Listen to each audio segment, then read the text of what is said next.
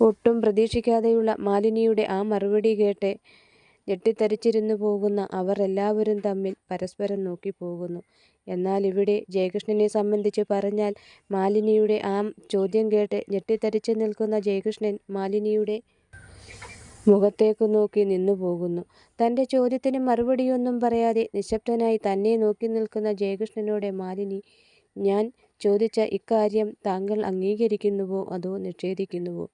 അതോടെ ജയകൃഷ്ണൻ മാലിനിയുടെ നേർക്കുള്ള നോട്ടം പിൻവലിച്ചുകൊണ്ട് തലകുനിച്ചു നിന്നു. അല്പനേരം അങ്ങനെ നിന്ന ശേഷം ജയകൃഷ്ണൻ വീണ്ടും മാലിനിയുടെ മുഖത്തേക്ക് നോക്കിക്കൊണ്ട് പറഞ്ഞു, അതെ, അവിടെ നിന്ന് പറഞ്ഞതും സത്യമാണ്. ഞാൻ ആദ്യം ഒരു വിവാഹം കഴിച്ചിരുന്നു. ഇതെൻ്റെ രണ്ടാം വിവാഹമാണ്. ജയകൃഷ്ണൻ്റെ ആ മറുപടി കേട്ട മാലിനി ഒരു നിമിഷം ജയകൃഷ്ണൻ്റെ മുഖത്തേക്ക് നോക്കി നിന്നു പോകുന്നു. തുടർന്ന് കാര്യത്തിലേക്ക് കടന്നുകൊണ്ട് അവൾ പറഞ്ഞു, ഓക്കെ, അങ്ങനെയെങ്കിൽ ഇക്കാര്യം താങ്കൾ ഇപ്പോൾ വിവാഹം കഴിച്ചുവെന്ന് പറയുന്ന ആ പെൺകുട്ടിയോടും അവളുടെ വീട്ടുകാരോടും പറഞ്ഞിരുന്നോ? വീണ്ടും മാലിനിയുടെ അടുത്ത ചോദ്യം വന്നെത്തി. അത് കേട്ട ജയകൃഷ്ണൻ വല്ലാത്തൊരു തരം കുറ്റബോധത്തോടെ ഇല്ല എന്ന് മറുപടിയും നൽകി. ഓക്കെ, മാലിനി അതും ശരിവെക്കും പോലെ പറഞ്ഞു. ഇനി അവസാനമായി ഒരു ചോദ്യം കൂടി.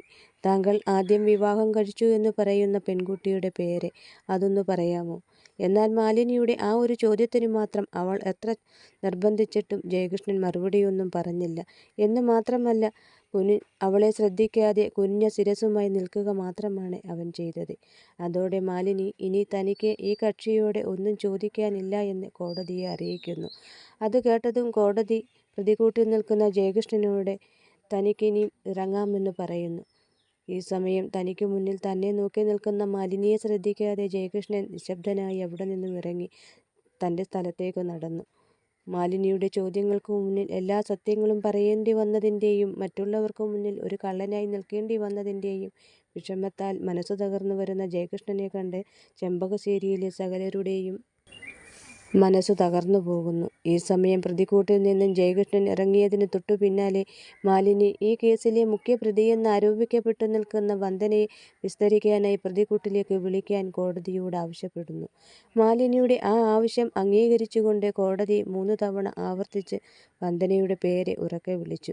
എന്നാൽ ഇവിടെ കോടതിയോട് മാലിനി അങ്ങനെയൊരു ആവശ്യം പറയുമ്പോൾ അത് കേട്ടുനിന്ന വന്ദനയുടെയും മറ്റുള്ളവരുടെയും മനസ്സുകളിൽ മാലിനിയോടുള്ള അവരുടെയെല്ലാം ഉള്ളിലെ വെറുപ്പും പകയും ഉമിത്തി കണക്കെ നീറിപ്പുകഞ്ഞു. അത് അവരുടെയെല്ലാം മുഖത്ത് പ്രതിഫലിക്കുകയും ചെയ്തിരുന്നു. അത് മാലിനിയും ശ്രദ്ധിച്ചിരുന്നു. തന്നെ ചുട്ടരിക്കാൻ പാകത്തിന് അവരുടെ ഓരോരുത്തരുടെയും കണ്ണുകളിൽ നിറഞ്ഞു നിൽക്കുന്ന പകയുടെ കനലുകൾ. ഈ സമയം വന്ദന കോടതി തൻ്റെ പേര് വിളിക്കുന്ന കേട്ട നിമിഷം ഒരു ഞെട്ടലോടെ അവൾ തനിക്ക് ചുറ്റും ഇരുന്നവരെ ഓരോരുത്തരെയും ഒന്ന് നോക്കി. ഈ സമയം അവളുടെ കണ്ണുകളിൽ നിറഞ്ഞു നിൽക്കുന്ന പേടി അവരും മനസ്സിലാക്കി. എന്നാൽ തങ്ങൾക്കാർക്കും ഇക്കാര്യത്തിൽ ഒന്നും ചെയ്യാൻ കഴിയില്ല എന്ന സത്യം മനസ്സിൽ ഉൾക്കൊണ്ട് അവർ ഓരോരുത്തരും വന്ദനയുടെ മുഖത്തേക്ക് നോക്കി നിസ്സംഗരായി നിന്നുപോകുന്നു. ആദ്യമായി ഇങ്ങനെയൊരു പ്രതിസന്ധി നേരിടുന്ന ഏതൊരാൾക്കും ഉണ്ടാകുന്ന ഒരുതരം അങ്കലാപ്പും പേടിയും അവൾക്കും ഉണ്ടായിരുന്നു. ചുറ്റുമിരിക്കുന്ന എല്ലാവരെയും ഒരിക്കൽ കൂടി നോക്കിക്കൊണ്ട് അവൾ പ്രതിക്കൂട്ടിലേക്ക് കയറി നിന്നു. പ്രതിക്കൂട്ടിലേക്ക് കയറി നിന്ന വന്ദന തൻ്റെ അച്ഛൻ്റെ നേർക്കൊന്നു നോക്കി. ഈ സമയം തന്നെ നോക്കി നിൽക്കുന്ന തൻ്റെ മകളുടെ കണ്ണുകളിലെ ആ ഭയം കണ്ട് നമ്പ്യാരുടെ നെഞ്ചു പിടഞ്ഞു. ആ പിടച്ചിലിൽ ഇതിനെല്ലാം കാരണക്കാരിയായി മുന്നിൽ നിൽക്കുന്ന മാലിനിയോട് ഈ ജന്മം പൊറുക്കാൻ തനിക്ക് കഴിയില്ലാത്തത്ര പകയും വെറുപ്പും തോന്നിപ്പോകുന്നു. എന്നാൽ ഇവിടെ ഹൃദയം നുറുങ്ങുന്ന വേദനയോടും അതിലുപരി പേടിയോടും കൂടി പ്രതിക്കൂട്ടിൽ നിൽക്കുന്ന വന്ദനയെ നോക്കി ഒരു ചെറു മന്ദഹാസത്തോടെ മാലിനി അവൾക്കരികിലെത്തി. അവളെ അടിമുടിയൊന്ന് നോക്കിയ ശേഷം അല്പം മുമ്പ് ജയകൃഷ്ണനോട് ചോദിച്ച അതേ ചോദ്യം തന്നെ അവളോടും ചോദിച്ചു. വന്ദനയുടെ പേരെന്ത് എന്ന്. അത് കേട്ടുനിന്ന വന്ദന അതിനുള്ള മറുപടി പറഞ്ഞു. വന്ദന തുടർന്ന് അവളുടെ വിദ്യാഭ്യാസം, ജോലിയുണ്ടെങ്കിൽ അത് എന്തുതരം ജോലിയാണെന്ന്, അതല്ല ജോലിയില്ലെങ്കിൽ അത്, പിന്നെ വീട്ടിൽ എത്ര പേരുണ്ട്, ഭർത്താവിൻ്റെ പേര്, ഭർത്താവിൻ്റെ ജോലി, ഭർത്താവിൻ്റെ സ്വഭാവം എന്നു തുടങ്ങി ആനുകാലികമായിട്ടുള്ള കുറേ ചോദ്യങ്ങളാണ് അവൾ വന്ദനയോട് ചോദിച്ചത്. ഈ സമയം മാലിനി തന്നോട് ചോദിച്ച ചോദ്യങ്ങളെല്ലാം കേട്ടുനിൽക്കുന്ന വന്ദനയുടെ മനസ്സിൽ തന്നെക്കുറിച്ച് നന്നായി അറിയാവുന്ന മാലിനി ഒരു പരിചയവുമില്ലാത്ത ഒരാളെപ്പോലെ തന്നെക്കുറിച്ച് ചോദിച്ചറിയുന്നത് കണ്ട് അമ്പരപ്പോടെയാണ് അവൾ മാലിനിയെ നോക്കി നിന്നുപോയത്. അങ്ങനെ നിൽക്കുമ്പോൾ നിൽക്കുകയാണെങ്കിലും വന്ദന മാലിനിയുടെ ചോദ്യങ്ങൾക്കെല്ലാം കൃത്യമായി തന്നെ മറുപടിയും പറയുന്നുണ്ട്. തൻ്റെ ചോദ്യങ്ങൾക്കെല്ലാം കൃത്യമായി മറുപടി പറയുന്ന വന്ദനയെ നോക്കി ശ്രദ്ധാപൂർവം മാലിനിയും നിന്നു. അങ്ങനെ നിന്നുകൊണ്ട് തന്നെ മാലിനി വന്ദനയോടുള്ള അടുത്ത ചോദ്യത്തിലേക്ക് കടന്നു. ആ ചോദ്യങ്ങൾ ഇതായിരുന്നു: വന്ദനയുടെ വിവാഹം കഴിഞ്ഞിട്ട് ഇപ്പോൾ എത്ര വർഷമായി എന്ന്. 4 വർഷം, വന്ദന മറുപടി പറഞ്ഞു. ഈ സമയം മാലിനിയുടെ അടുത്ത ചോദ്യമെത്തി: വന്ദനയുടെ കുഞ്ഞിൻ്റെ പേര് എന്തെന്ന്. ആദി, വീട്ടിൽ വിളിക്കുന്നത് അപ്പു എന്നുമാണെന്നും വന്ദന പറഞ്ഞു.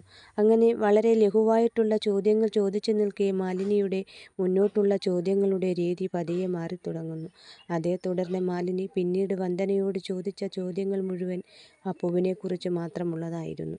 അപ്പുവിനെക്കുറിച്ചുള്ള മാലിനിയുടെ ആ ചോദ്യങ്ങൾ അത് ഇങ്ങനെ തുടങ്ങുന്നു: വന്ദന ഗർഭിണിയാണെന്നറിഞ്ഞ നിമിഷം മുതൽ അവൾ ചികിത്സ തേടിയ ആശുപത്രി ഏത്?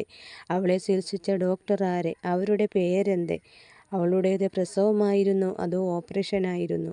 ഓപ്പറേഷനായിരുന്നുവെങ്കിൽ അത് ചെയ്യാനുണ്ടായ കാരണം? ഓപ്പറേഷൻ കഴിഞ്ഞ് വന്ദനയ്ക്ക് എത്ര ദിവസം ആശുപത്രിയിൽ കിടക്കേണ്ടി വന്നു? തുടർന്ന് അവിടെ നിന്ന് ഡിസ്ചാർജ് ചെയ്ത തീയതി.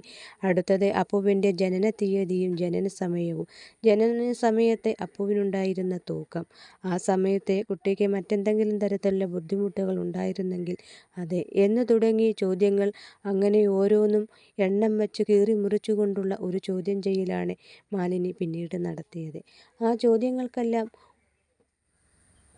വന്ദന മറുപടിയും പറഞ്ഞു. എന്നാൽ ഇടയ്ക്ക് ചില ചോദ്യങ്ങൾക്ക് വന്ദനയ്ക്ക് കൃത്യമായിട്ടുള്ളൊരു ഉത്തരം നൽകാൻ കഴിഞ്ഞിരുന്നില്ല. വന്ദനയെ കുഴപ്പിച്ച ആ ചോദ്യങ്ങൾ ഇങ്ങനെയൊക്കെയായിരുന്നു: വന്ദനയുടേത് പ്രസവമായിരുന്നില്ല, മറിച്ച് ഓപ്പറേഷനായിരുന്നു.